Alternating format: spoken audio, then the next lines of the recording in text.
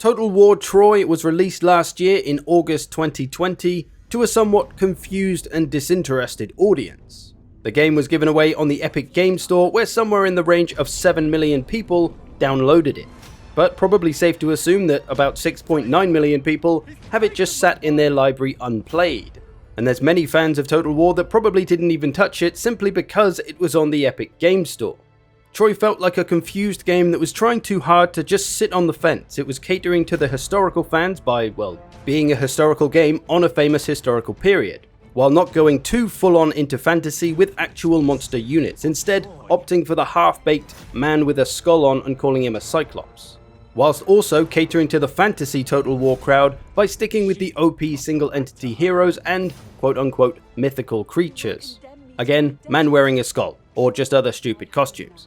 This kind of sitting in the middle of historical and fantasy led to the game just not massively appealing to either audience, and it seemed like they should have just picked one of those directions and run with it.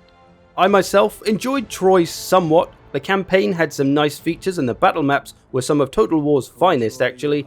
The battles themselves are okay with a lot of emphasis on infantry and terrain, but the OP heroes just weren't really quite feeling right, not to mention the issues with battle animations and things that just looked a bit derpy.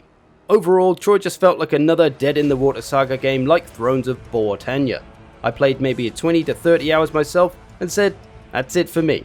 I wrote it off as a valiant defeat for CA, expecting it to probably be dead on arrival when it came to Steam. Well, now that time has come. The Steam release has been announced and it's not too far away. And with this Steam release comes an update, a DLC. But can this update and DLC possibly actually save Total War Troy from remaining the dumpster fire it's always been? Well, let me walk you through the new features and you can decide for yourself. I'll also give you my opinion on whether I think it seems worth a damn. So, the new Mythos DLC. TLDR, it's basically what they should have done in the first place. They've now picked not only one side, but both sides. The Mythos DLC goes full fantasy with actual proper monster units and some magic as well, full on Greek mythology. But they've also included now a historical mode, so you can play the game like all the other old Total Wars, with no single entities, no monsters, no OP heroes. They will now be stuck in a bodyguard unit like the good old days. If you played Three Kingdoms and that historical mode, you're gonna get the idea. They've taken away all the fantasy and made it purely historical, at least for the most part. I'm not allowed to talk about the historical mode or show you that too much, but I think it's fairly obvious what it's going to be. There isn't too much to talk about, really. It's just taking away all of the fantasy. No more man wearing a skull and calling himself a Cyclops. He's fucked right off, thankfully. Although the original version of Troy is still in the game, so you do have 3 ways to play campaign: full historical, full fantasy, or weird middle ground thing it was before. So has all this saved Troy? How does it make you feel? What's your initial reaction? You've got a bunch of different ways to play Troy now. I imagine my audience, which is mostly Warhammer, is going to be a little bit biased because if you're going to play fantasy, they're going to say, I'll just play Warhammer, thanks, which is fair enough. If you have an interest in this period though, you might enjoy this now if you do enjoy Total War Warhammer, but it is still a nice experience as a fantasy game because it's not quite as full on as Warhammer is. There's not so many spells, there's not so many monsters and single entity things that just run away from you all the time.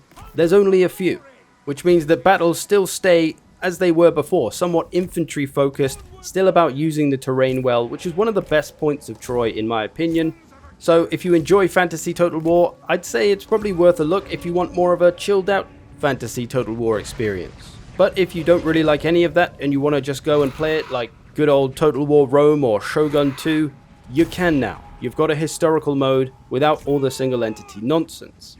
But from what I've played of the fantasy mode in campaign and battles, it is pretty enjoyable. Battles especially now are a lot more exciting in my opinion. We've got more unit variety to mess around with now. We've got more cavalry, we've got flying units, we've got the big monsters, magical spells from some of the gods as well. But like I say, you're not too heavy on those in your army. As you can see here, most of my army is infantry. This is quite early game though, but I do have some centaurs, a minotaur and a little griffin, but it's still all about the infantry and still I need to use the terrain well to really win these battles.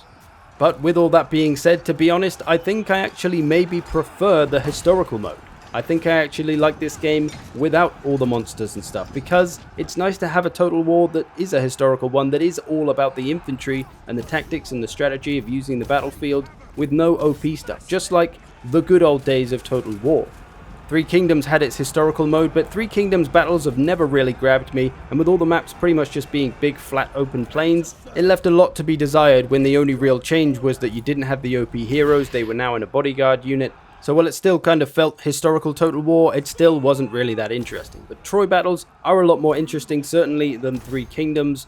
So yeah, I'll be interested to try a little bit more of the historical mode campaign. I played a little bit, done a bunch of battles. I think I do prefer it overall. I played more of the fantasy mode than historical, but still, I feel like that's what I like, just because it feels like that good old Total War experience, which seems rare to come by nowadays.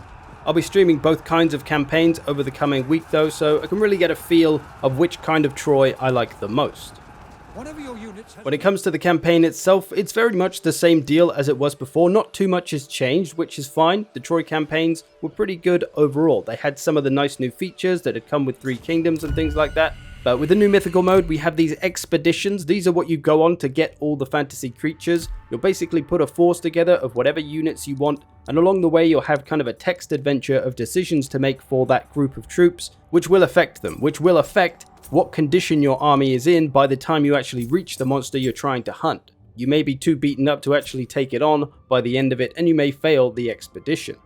So those are kind of fun to do as you go along. One of the biggest changes though is an anti-snowball mechanic. You know how in Total War you just get too strong, you reach a point at like 100 or 200 turns where you pretty much become unstoppable. You got loads of money, you got loads of armies, you're just steamrolling the entire map. You start to snowball, right? Well, now this anti-snowball mechanic is called administration burden, and basically the way it works is the more stuff you have, the more penalties and strains you get on your faction. So if you have a lot of settlements, if you have a lot of armies, you're going to feel the burden of that. You've got to manage it all. So the administration burden, for the most part, just increases the cost of things. You'll have to pay more food to keep the units going. You'll have to pay more in bronze to armor them all. Things like that. I haven't got too deep into a campaign that I can really say how well it works, but I like that they're trying to address the snowball issue that Total War has always had. It's pretty easy in most Total Wars to get really strong about halfway through the campaign, and then you're pretty much good for the rest of the campaign for an easy win. The challenge goes away, it's not that fun. So, did CA save Total War Troy? What do you think? In my personal opinion, I think yes they did, to some extent anyway. Would people have really been interested in the game that's been on Epic for the past year? The half-baked middle ground that it's always been? No, I don't think that would have sold well at all. But with this new Mythos DLC and update, will it sell better? I think absolutely it will, because it appeals individually to both sides now. Maybe more so for the historical boys who wouldn't have touched this if it was full fantasy and don't really want to touch it if it's kind of half-baked fantasy. But going mostly historical, full historical, I think that audience will now be somewhat interested in Troy. The full fantasy audience, maybe not as much interest as the historical boys, but still I think it will grab a few people being full fantasy now instead of, again, the half and half crap. That being said though, I don't think it's quite going to be enough to push Troy into the popularity zone of Warhammer or Three Kingdoms, both huge games. I just don't think there's enough people interested in this Bronze Age Greek period. For example, if this was set in a medieval period, I think it would be a lot more popular on that alone. Even if not quite Medieval 3 that we're all waiting for. But yeah, I think they've pulled Troy out of the gutter and have made it into something that it should have always been in the first place, which will give it a decent launch and a fair player base, certainly more so than the other saga title, Thrones of Britannia. Can you tell I didn't like Thrones of Britannia? So yeah, overall I think Troy has certainly improved. If it was maybe before a 5 out of 10 in rating for the original game, this has now bumped it up to maybe a strong 7. It's now a lot better, they've committed to ideas, it just works a lot better. So let me know what you think. I'm curious to how people will receive Troy. Like I say, I expect a bit of a biased response from my audience, which is mostly Warhammer people, but if you're a historical only guy, let me know what you think. I am curious. I hope you've enjoyed this. Thanks for watching. I'll see you in the future.